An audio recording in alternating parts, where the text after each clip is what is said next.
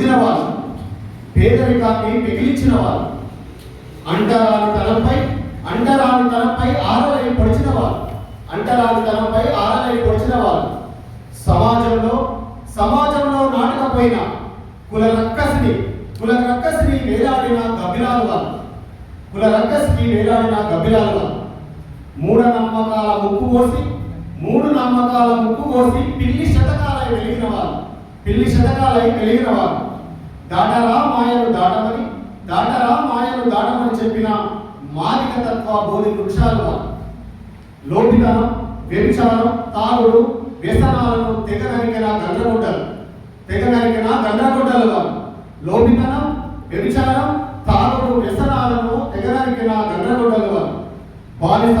బతుకు మార్చిన బాటసారులు, దేహమనే నారచిరి సమాజంలో నాటిన విషవృక్షాలను అమృతం అనే తాళతో బంధించి కట్టిన వాళ్ళు, అభిమానం అనే తాడు వేమి సుజ్ఞానం అనే గుంజకు కట్టిన వాళ్ళు, మానవాదిగల దళిత దండోరల దప్పు చప్పుడై వెలిగిన వాళ్ళు, దయించి వేస్తున్న మనవాదాన్ని కాల్చివేసిన వాళ్ళు, ప్రియదర్శి గబ్బిలాలు ముంతాజు మహల్లై సమాజయుతం కోరిన వాళ్ళు, నానా రుచుల నాలుక ముచ్చట చెప్పిన వంటశాల గంటే గతి చెప్పిన వాళ్ళు, మీరయ్యవారలా బాహ్య శుద్ధి కన్నా అంతఃశుద్ధి లేదని చాటిన వారు,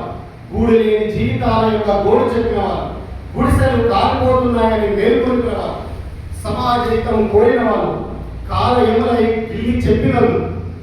రాబోదేమై అఖండ తాండవాలై అంటరానితనాన్ని రాసినలు, పద్మభూషణులై కళా ప్రపన్నులై వెళ్ళిన వాళ్ళు,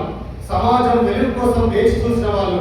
మహాదిగ పరికర్తులై మెరిసినలు. వీళ్ళెవరంటే గుర్రం జాషువా, బోయి భీమన,